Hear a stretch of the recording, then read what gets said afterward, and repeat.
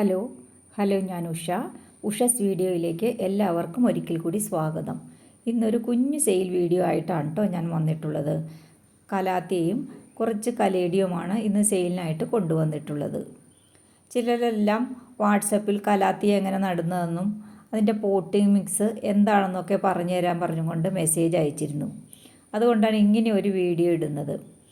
ഇതിൻ്റെ ഇലകളുടെ ഭംഗിയാണ് ഇതിൻ്റെ പ്രത്യേകത. ഇത് ഭംഗിയായിരിക്കാൻ എന്തൊക്കെ ചെയ്യണമെന്നും എങ്ങനെ വളർത്തണമെന്നും നമുക്ക് നോക്കാം.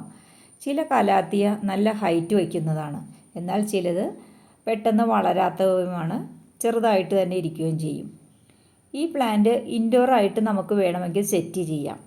ഒരു സെമി ഇൻഡോറാണ് ഈ കലാത്തിയ, ഫുൾ ഇൻഡോർ അല്ല. വെള്ളം നന്നായിട്ട് ആവശ്യമുള്ളൊരു പ്ലാന്റാണ് ഈ കലാത്തിയ. മഴവെള്ളം ഈ പ്ലാന്റിന് വളരെ നല്ലതാണ്. ക്ലോറിൻ കലർന്ന വെള്ളമാണല്ലോ നമ്മൾക്കിപ്പോൾ കിട്ടുന്നത്. അത് ഒരു ബക്കറ്റിൽ പിടിച്ച് വച്ചതിന് ശേഷം ഒഴിച്ചു കൊടുത്താലും മതിയാവും. ഇതൊരു ഷെയ്ഡിൽ വയ്ക്കുന്നതായിരിക്കും കൂടുതൽ നല്ലത്. അധികം വെയിൽ കൊണ്ടാൽ ഇതിൻ്റെ ഇലകൾ ചുരുണ്ടു പോകുന്നത് കണ്ടുവരാറുണ്ട്. ഡയറക്റ്റ് സൺലൈറ്റ് കിട്ടിയാൽ ഈ ചെടിയുടെ ഇലകൾ ചുരുണ്ടു പോകും. അതുകൊണ്ട് സൂര്യനെ കാണാം, എന്നാൽ സൂര്യന് ചെടികളെ കാണാൻ പറ്റാത്ത വിധത്തിൽ ഒരു ഷെയ്ഡിൽ വയ്ക്കുന്നതായിരിക്കും നല്ലത്. കലാത്തിയ പിടിക്കുന്നില്ല എന്ന് പറയുന്നവർക്ക് എങ്ങനെയാണ് നടേണ്ടത്, എന്തൊക്കെ ചെയ്യണം എന്നിവയാണ് ഈ വീഡിയോയിൽ കൊടുത്തിട്ടുള്ളത്. ഇത് വാങ്ങിയവർക്കും വാങ്ങാൻ പോകുന്നവർക്കും പറ്റിയ ഒരു പോട്ടി മിക്സാണ് ഇവിടെ കാണിക്കുന്നത്. പെട്ടെന്ന് തന്നെ റൂട്ട് പിടിക്കുന്ന ഒരു പോട്ടി മിക്സാണ്. എനിക്ക് വളരെ റിസൾട്ട് തന്നിട്ടുള്ളൊരു പോട്ടി മിക്സാണിത്. ഇത് പറ്റുന്നവർ ട്രൈ ചെയ്ത് നോക്കുക. എല്ലാവരും തന്നെ നട്ടിട്ട് പിടിക്കുന്നില്ല എന്ന് പറയുന്നവർ ഷുവറായിട്ടും ഇത് ചെയ്ത് നോക്കൂ, പിടിച്ച് കിട്ടുക തന്നെ ചെയ്യും. ഇതിൻ്റെ ലീഫ് കരിഞ്ഞു പോയിട്ടുണ്ടെങ്കിലും അതിൻ്റെ കടയിൽ നിന്നും തീർച്ചയായിട്ടും ഈ മഴ സമയത്ത് പുതിയ ഷൂട്ട് വരുന്നതായിരിക്കും. നമ്മളതിനെ അധികം വലിച്ചു പൊക്കി എടുക്കാതിരുന്നാൽ മതിയാവും. കുറച്ചൊരു ടൈം കൊടുത്തിട്ടുണ്ടെങ്കിൽ അത് നല്ല ലീഫ് വരുന്നത് കാണാം. അപ്പോൾ നമുക്ക് ഇതിൻ്റെ പോട്ടി മിക്സ് എന്താണെന്ന് കണ്ടു നോക്കാം. കലാത്തിയ നടാനായിട്ട് നമ്മുടെ തൊടിയിലെ മണ്ണ് മതിയാവും. അത് കട്ട കൂടാതെ എടുക്കുക. അതിന് ശേഷം നമ്മൾ ഉണങ്ങിയ ചാണകപ്പൊടി, നല്ല തരിതരിയായ ചാണകപ്പൊടി ഇട്ട് കൊടുക്കുന്നത് നല്ലതാണ്.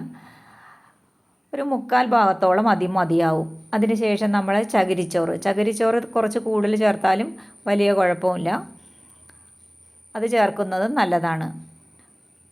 മണ്ണിനിളക്കം കിട്ടാനായിട്ട് പെർലൈറ്റ് അത് ഒരു 1/4 ഭാഗത്തോളം ചേർക്കുന്നത് വളരെ നല്ലതാണ്.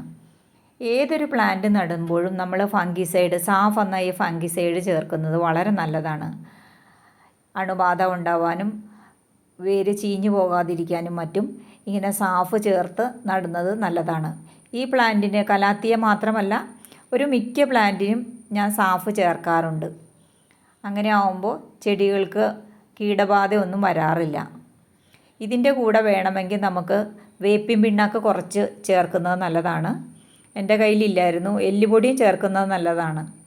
അതെല്ലാം കുറച്ച് മാത്രം ചേർത്താൽ മതിയാവും. ഇങ്ങനെ നല്ലവണ്ണം മിക്സ് ചെയ്ത് ഇതിൽ ചെടി നടുവാണെന്നുണ്ടെങ്കിൽ ഏത് കലാത്തിയും പെട്ടെന്ന് തന്നെ ഷൂട്ടുകളെല്ലാം വന്ന് നന്നായി കിട്ടുന്നത് കണ്ടുവരാറുണ്ട്. ഇതുപോലെ പൊടിയായ മിക്സ് വേണം നടാനായിട്ട്. വേരുകൾ നന്നായിട്ട് ഓടുവാനായിട്ട് ഇങ്ങനെയുള്ള പോട്ടി മിക്സാണ് ഏറ്റവും നല്ലത്.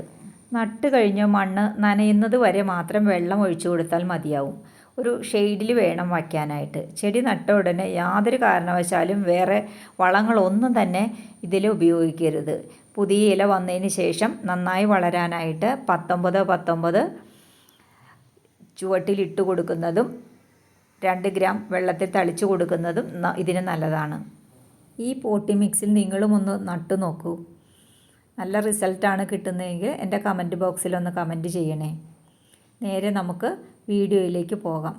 അതിനു മുമ്പ് ഈ വീഡിയോ ആദ്യമായിട്ട് കാണുന്ന ഏതെങ്കിലും കൂട്ടുകാരുണ്ടെങ്കിൽ ഒന്ന് ലൈക്കും ഷെയറും സബ്സ്ക്രൈബും ചെയ്തൊന്ന് സപ്പോർട്ട് ചെയ്യണേ.